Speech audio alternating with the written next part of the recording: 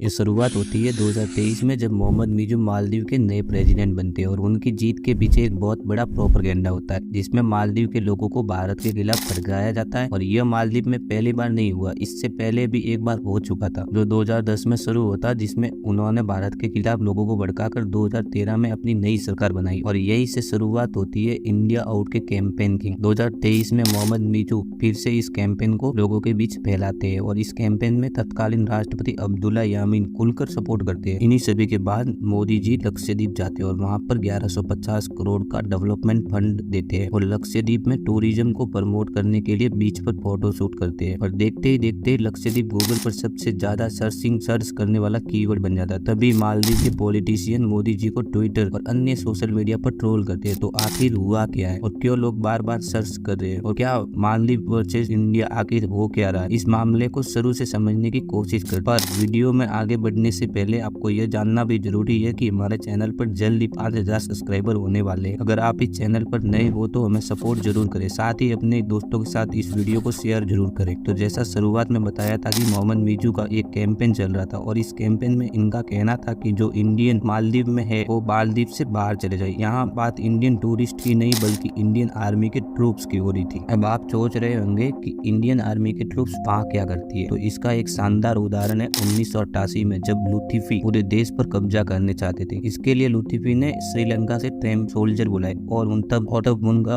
Attack सफल होता है जिसमें मालदीव के सभी गवर्नमेंट बिल्डिंग को अपने कब्जे में लिया जाता है। और उस वक्त प्रेसिडेंट मोहन अब्दुल गायूम को एक सेफ हाउस में शिफ्ट किया, लेकिन इसका जवाब देने के लिए गायूम ने बाकी देशों से मिलिट्री हेल्प मांगनी शुरू की। वो श्रीलंका, पाकिस्तान व अन्य देशों से हेल्प मांगते हैं, बट उन देशों के पास मिलिट्री कैपेबिलिटी न होने की वजह बताते हैं। तो गायूम अमेरिका के प्रेसिडेंट से बातचीत करते हैं, पर अमेरिका डिस्टेंस का बहाना करते हुए मना कर देता है। उस वक्त गायूम पूरी तरह से हार गए थे, लेकिन वो कहते हैं ना, भगवान के घर देर है अंधेर नहीं। ऐसा ही हुआ था जब यूके ने गायूम को इंडिया से मदद मांगने को कहा और वहीं से गायूम को एक नई उम्मीद मिली। और जब इंडिया से मदद मांगते हैं तब इंडिया उसे तुरंत अप्रूव कर देता है और कुछ ही घंटों में इंडिया के जवान मालदीव पहुंचते हैं। उस रात इंडियन आर्मी लुथिफी के बुलाए टेम्परेरी सोल्जर को हराकर मालदीव के प्रेसिडेंट व वहां की डेमोक्रेसी को रीइंस्टॉल कर दिया जाता है। इन्हीं सभी कारणों व मालदीव के इनिशियल सपोर्ट के लिए भारत ने अपनी आर्मी की एक टुकड़ी अस्थायी रूप से मालदीव में रखी है। मान लो अगर मालदीव में किसी बंदे को उठाकर लाना है, शायद वो पेशेंट हो सकता है या कोई अन्य कंडीशन हो सकती है, उसको वहां लाना है, तो मालदीव की आर्मी इतनी ट्रेन नहीं है, तब उनकी मदद हमारी ट्रूप्स करती है और वहां की एयरक्राफ्ट की मेंटेनेंस भी इंडियन आर्मी देखती है और साथ ही उसका खर्चा भी उठाया जाता है। इंडिया की इतनी मदद करने के बावजूद मोहम्मद मिजू व उनकी पार्टी आज भारत के खिलाफ क्यों खड़ी है? क्योंकि मोहम्मद मिजू की पार्टी आरोप लगाती है कि भारतीय सेना जो मालदीव में अस्थायी रूप से उपस्थित है वह मालदीव के लिए खतरा है और वह मालदीव की इंटरनल मैटर्स में दखल अंदाजी देती है। इसलिए उन्होंने और उनके सपोर्टर्स ने इंडिया आउट प्रोटेस्ट शुरू किया। हालांकि कुछ एक्सपर्ट का कहना है कि यह अभियान नुकसानदेह और बेईमानी है, क्योंकि यामीन ने अपनी सत्ता के दौरान भी इंडिया फर्स्ट नीति का पालन नहीं किया और उन्होंने चीन का सपोर्ट किया और इस अभियान को एक जरिया माना जाता है जिससे लोगों को यामीन ने मालदीव के प्रेसिडेंट इब्राहिम सोली के खिलाफ भड़काया और उनकी पॉपुलैरिटी को कम किया, क्योंकि इब्राहिम सोली एक प्रो इंडियन पॉलिटिशियन है और मिजू इंडिया के खिलाफ है जो पॉलिटिकल एजेंडा के लिए चीन के साथ रिलेशन बनाना चाहते हैं और भारत को मालदीव के अंदर अपना डोमिनेशन बनाने नहीं देना चाहते हैं। और इसी कारण के चलते मालदीव के लोगों को भारत के खिलाफ भड़काते हैं ताकि वह अपने अपोजिशन पार्टी को कमजोर बनाकर राष्ट्रपति का चुनाव जीत सके। मिजू का यह भी कहना है कि हम किसी भी जियोपॉलिटिकल वॉर में नहीं पड़ना चाहते और यह जो पूरा सिस्टम है वह भारत व चीन की वजह से ही हो रहा है और चीन मालदीव में अपनी प्रेजेंस बनाना चाहता है, जबकि भारत की प्रेजेंस तो ऑलरेडी मालदीव में थी। और मिजू का मानना है कि हम इन दोनों देशों के बीच का मोहरा नहीं बनना चाहते और हम अपने देश की संप्रभुता के लिए हम भारतीय आर्मी के ट्रूप्स को बाहर निकालेंगे और साथ ही चीन के भी डिप्लोमेट्स हटाई जाएगी। लेकिन पिछले कुछ टाइम से चीन मालदीव के साथ कुछ समझौता भी कर रहा है और उसके साथ साथ चीन मालदीव में अपनी आर्मी बेस भी बना रहा है। जैसे पहले बताया था कि कैसे इंडिया ने मालदीव के खराब हालत में मदद की और इंडिया ने मालदीव की हर बार ऐसे ही मदद, लेकिन जब इंडिया को जियोपॉलिटिकल के सिनेरियोज में हेल्प चाहिए तब यह अपने हार्मोन्स को सेटिस्फाई करना चाहते हैं। यह तो वही बात हो गई, जब उनको हेल्प चाहिए थी तब हमने की और जब भारत को हेल्प चाहिए तो यह पीछे हट गए। लेकिन यह कोई बड़ी बात है नहीं, यह सब मालदीव के लोगों को भड़काने की बात थी। हालांकि मालदीव के सारे ऐसे लोग नहीं है जो इंडिया को हेट करते हैं, पर अभी जो सरकार है वह भारत के सपोर्ट में नहीं है। इसका एक उदाहरण आपको बताता हूँ। कभी ऐसा नहीं हुआ कि मालदीव में किसी की भी सरकार बनी हो और प्रेसिडेंट भारत में न आया हो। हमेशा ऐसा हुआ है, बल्कि जो अब्दुल्ला यामीन थे वह भी पहली बार भारत में आते हैं, लेकिन मीजू पहले तुर्की और फिर चाइना विजिट कर रहे हैं। अब बात करते हैं क्यों मोदी जी लक्षद्वीप जाते हैं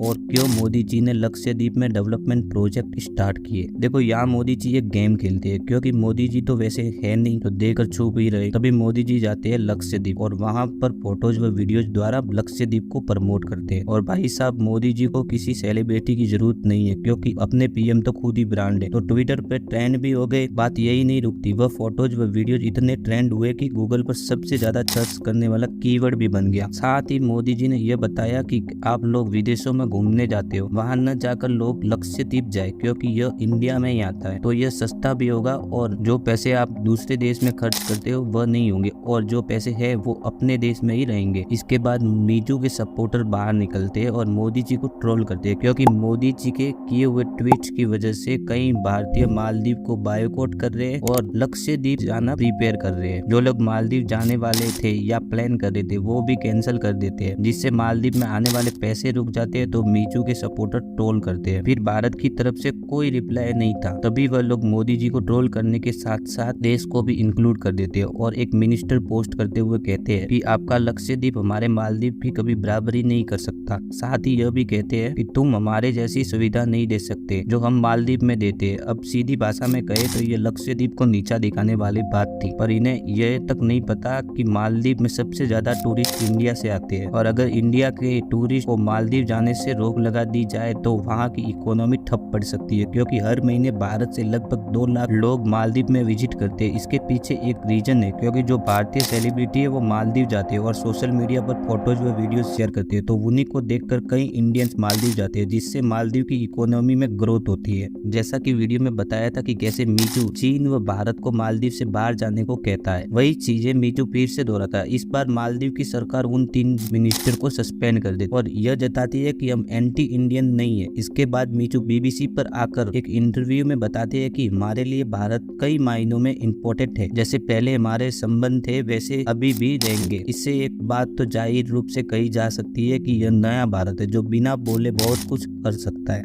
उम्मीद है दोस्तों आपको यह वीडियो पसंद आई हो। अगर हमसे कुछ गलतियां हुई या कुछ छूट गया हो तो हमें कमेंट में जरूर बताएं, जिससे आने वाली वीडियो में हमारा ध्यान रहे, क्योंकि जब इंसान गलतियां करेगा तभी तो आगे बढ़ेगा। और हाँ, सब्सक्राइब करने का कोई पैसा नहीं लगता, आप ये फ्री में कर सकते हैं, तो देर किस बात की, हमें सब्सक्राइब कर घंटी ऑन कर दीजिए ताकि आने वाली वीडियो सबसे पहले आप तक पहुंचे। धन्यवाद।